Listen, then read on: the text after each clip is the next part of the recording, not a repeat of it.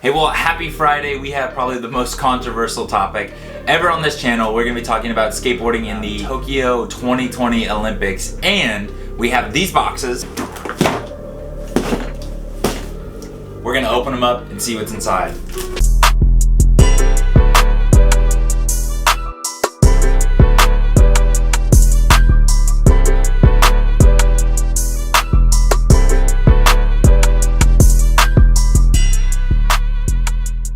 Skateboarding finally made its debut in the Tokyo 2020 Olympics, and from what I've seen on social media, you probably felt either one of two ways about it. And honestly, when we first started talking about just skateboarding being the Olympics, I've been skateboarding for like close to 20 years, and I didn't really know where I stood on it. I definitely want more people to see skateboarding because of just how much I love it, how much I enjoyed it, the people that I've met, the friends that I've met through it. For me, it's been an incredible experience, but at the same time, a lot of my friends own different companies or organizations that are in kind of that more core skateboard scene, and so I know there's a little bit of fear of what skateboarding is going to look like after the Olympics. And I even think about just people talking about, what were the skateboarders going to wear? Were they going to wear tracksuits? Or I think a lot of people think of skateboarding in one of two ways. It's either it's a lifestyle, it's an art form, it really is like a culture, and then there's another group of people that think of it specifically as a sport. And so I know there's always been just that difference of what skateboarding actually is to different people. I just wanted to give my perspective on how I feel about skateboarding being in the Olympics. And to do that, I have to share with you a story of when I first started skateboarding. And so I grew up in a pretty small town here in Missouri. When I first saw skateboarding, it was actually through a Tony Hawk Pro Skateboarder video game. And I remember just thinking, man, this is so cool. Like, it's something I've never really seen, just being in this small town. And me and about 4 friends all ended up getting skateboards. And that year, the city built a skate park actually in our small town. And I remember just being like in love with skateboarding. I loved the feeling of it. I loved challenging myself. I loved that it was like an individual sport, if you will. There wasn't a team aspect of it. So I could get as good as I wanted to get. I could fail as many times as I wanted to fail, and then learn how to progress and just get better and better. But being from like that small town, I just remember going to high school and hearing teachers and coaches and all these other people in my life that like didn't really support me skateboarding.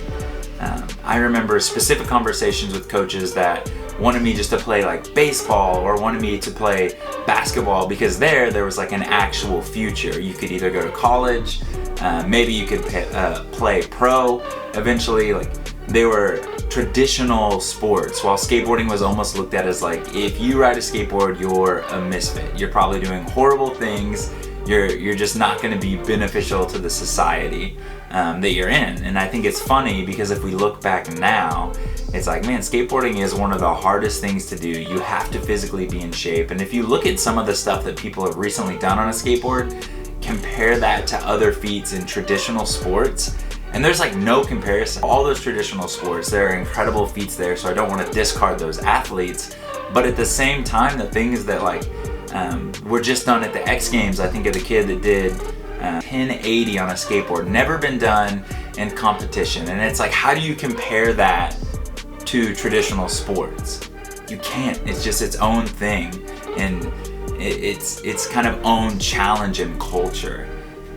So for me, I definitely wrestled a little bit with the idea of skateboarding being in the Olympics, but I came to this like really simple conclusion.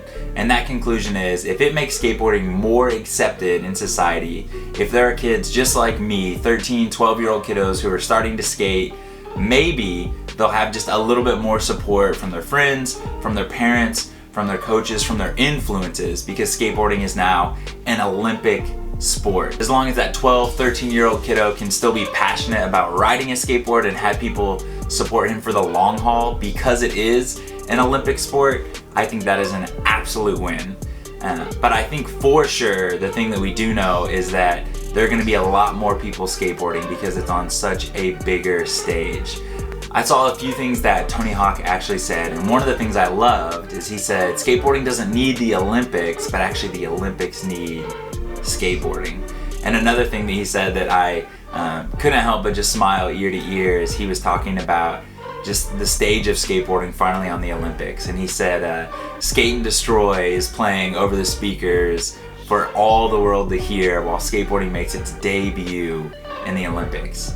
And we're here. Skateboarding is here. It is now an Olympic sport. We're no longer misfits. We are no longer those weird kids in high school. We might still be. If you're like me, then I definitely still was. But at the same time, like, we know that it is going to be more accepted, and we know that there's going to be more kids skating than ever before. And so if you live in the Kansas City area, we actually have a program we do through our nonprofit called Varsity Skateboarding Academy. And it's a way for us to just step alongside those brand new kiddos who say, I want to skateboard and I don't really know what I'm doing.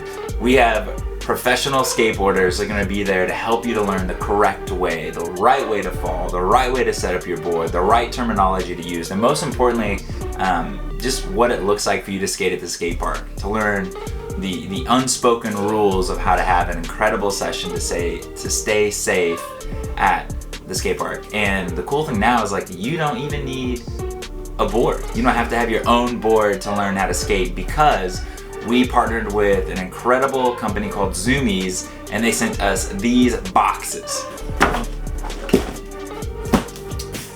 So our friends at Zumiez actually sent us some boxes that are gonna help skateboarders that don't yet have a skateboard. It has always been a dream of mine to help kids that want to skateboard that maybe can't afford a skateboard, or maybe they just don't have one yet because they don't know what to get. And we just had this vision of, what if we just had like rental skateboards ready? What if we had boards ready to where if you really want to learn how to skate, all you have to do is show up and we're gonna have everything you need. So thank you to Zumiez for making sure that we got these boxes.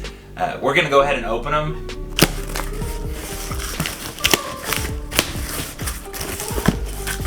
So it looks like the first thing we have, obviously, a couple of trucks. So it looks like some Ace trucks, some Raws.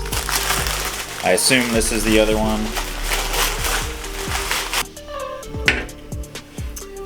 Pro tip about these, if you buy these on Zumiez, for some reason they only sell one truck at a time. So make sure that you actually purchase two of them, because it's really hard to ride a skateboard with one truck. Any guesses on what you think is in this one? Any guesses at all?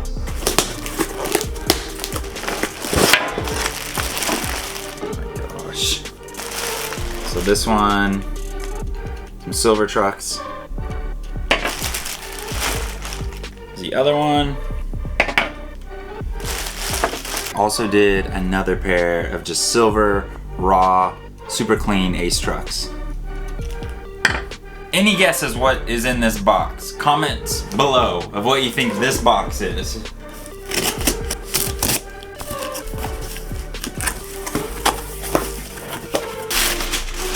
Okay, so good news. I do not have the longest arms. In this box we actually have the other truck, but hopefully the nut is in here too. Let's see.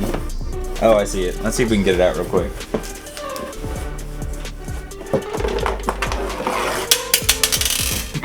There it is. So the first board we have, we got just a green, it's a blank board. So this one is size 8. We tried to get sizes anywhere. I think we have an 8, an 825, and an 85. So we wanted just to have different sizes depending on what kiddos show up. We got is this one, also kind of a blank. It's an 825. You can see the little mini logo right here. So Pal Peralta and all of S1 actually partnered with us for Go Skate Day, and so Mini Logo actually sent over a bunch of stickers and stuff, and I was really stoked on that, and I thought it was the perfect way to support them, is to make sure we have just Mini Logo stuff for all of our riders. Once again, blank board, clean, easy, different size, put stickers on as you wish. It looks the same as the other one, so this one's an 8.5. The only difference you're going to be able to see is this one's a lot wider than the other one. A lot better for transition. I mean, this is like the size that I ride. Really, really good shape. Concave looks awesome on these. But yeah, once again, clean board, blank, able to put stickers on it. I know there were some graphics that we really like from other companies, but we're also thinking about the kiddos and the parents, the first time parent who's not a skateboarder. anything we can do to keep it neutral, not have any graphics that are a little scary maybe for like a younger kiddo. So these were like the perfect graphics for us to get. And so we actually have Shorty's hardware as well for all the boards. And we have a few different variations of bearings. I wanted to do just something simple and easy as well. So we did some Spitfire, just some cheap shots, keep the kids rolling. I believe they're all black, so it's not gonna be some crazy color or something like that. Bones actually sent us some wheels when we did the contest for Go Skate Day, so S1 sent us some wheels. We gave pretty much all of them away, but I think everybody got a prize on Go Skate Day, so we kept some stuff back knowing we'd use it for skate camp. So these are the wheels that we're gonna use on all of them as well. The only thing that you're not seeing here is grip tape, and we make our own grip tape. We actually have Varsity grip tape, so we're gonna put all of that on all these boards. So if they wanna know how to skate, literally all you have to do is show up. We're gonna have boards. We're even gonna have some helmets and some elbow pads just to make sure to give the parent a peace of mind. So if you live in the Kansas City area, we would love to teach you how to skateboard. You can click the link in the description below or follow Varsity Skate Academy on Instagram. We post all of our openings on there. We actually go to just public skate parks in Kansas City right now, so we will actually drive and meet you at your closest skate park. But know that in the future, we have a special surprise that you're gonna be able to come and learn in a space that is completely private. We're not gonna tell you any more about that yet. You'll have to find out later. If you don't live in Kansas City but you still wanna learn, we have different tutorials. They're right here on our YouTube channel, and we're talking about maybe doing some sort of digital instruction as well. So let me know if there's anything you wanna see, any tricks you wanna see done. Comment in the comments down below. I would love to be able to help you learn specific tricks. And if you know of a way that you're saying, hey, I want to do some sort of digital instruction, maybe it's a video call or something, we would love to be able to help you learn how to skate in the absolute best way possible so that you can enjoy it the same way that we enjoy it. Well, thank you guys so much. And as always, thanks for hanging.